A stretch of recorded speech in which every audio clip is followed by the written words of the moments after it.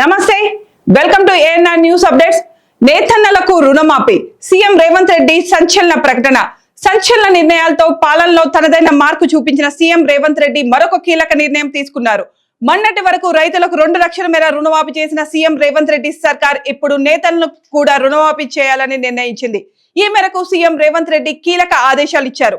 Hyderabad Nampally ఐఐహెచ్టిని CM Revanth Reddy virtual గా ప్రారంభించారు. ఈ సందర్భంగా మాట్లాడిన రేవంత్ రెడ్డి కీలక వ్యాఖ్యలు చేశారు. ఐఐహెచ్టిని ప్రారంభించడం సంతోషకరమని రేవంత్ రెడ్డి చెప్పుకొచ్చారు. తెలంగాణకి చెందిన విద్యార్థులు ఏపీ, ఒడిశాకు వెళ్లి హ్యాండ్లూమ్స్ కోర్సులు చదవాల్సి వస్తుందని రేవంత్ రెడ్డి కేంద్ర మంత్రి పీయూష్ గోయల్ తో మాట్లాడి ఐఐహెచ్టికి అనుమతులు తీసుకొచ్చామని చెప్పారు. విద్యార్థుల సమయం వృధా కాకూడదని తెలుగు యూనివర్సిటీలో ఈ ఏడాది నుంచే ఐఐహెచ్టి తరగతులు ప్రారంభిస్తామని పేర్కొన్నారు. వచ్చే ఏడాది ఐఐహెచ్టిని స్కిల్ యూనివర్సిటీకి తరలిస్తామని రేవంత్ రెడ్డి పేర్కొన్నారు. ఈ కోర్సు చేసే విద్యార్థులకు ఒక్కొక్కరికి నెలకు 2500 ఇస్తామని రేవంత్ రెడ్డి హామీ ఇచ్చారు. ఈ నేపథ్యంలో చేనేతలకు రుణమాఫీపై సీఎం రేవంత్ రెడ్డి కీలక వ్యాఖ్యలు చేశారు.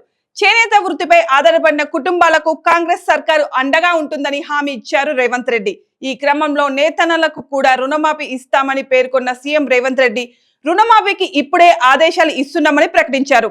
చేనేతల సమస్యల పరిష్కారానికి తాను ఎప్పుడూ ముందు ఉంటానని సీఎం రేవంత్ రెడ్డి చెప్పుకొచ్చారు. కొడంగల్ నియోజకవర్గంలోని నేతన్నలతో తనకు మంచి సంబంధాలు ఉన్నాయని వివరించారు. నేతన్న కొండ లక్ష్మణ్ బాపూజీ తన పదవిని తృణప్రాయంగా త్యాగం చేశారని గుర్తు చేశారు.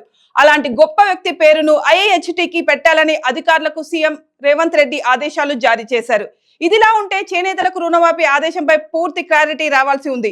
రైతన్నలకు రుణమాఫీ చేసినట్లుగానే 2 లక్షల మేర రుణం మాఫీ చేస్తారా లేదా, నేతన్నలకు ప్రత్యేక విధి విధానాలు ఉన్నాయా అనేది తెలియాల్సి ఉంది. కాగా ఇప్పటికీ రైతు రుణమాఫీపై రగడ కొనసాగుతూనే ఉంది. రుణమాఫీ పూర్తిగా చేశామని కాంగ్రెస్ ప్రభుత్వం చెబుతుంటే సగం మందికే ఇచ్చి మొత్తం ఇచ్చామని బడాయి చెప్పుకుంటున్నారని ప్రతిపక్ష నేతలు ఆరోపిస్తున్నారు. ఇలాంటి సమయంలో ఇప్పుడు నేతన్నలకు రుణమాఫీ అంటూ ప్రభుత్వం ప్రకటన చేయడం ఇప్పుడు సర్వత్రా చర్చనీయ అంశంగా మారింది.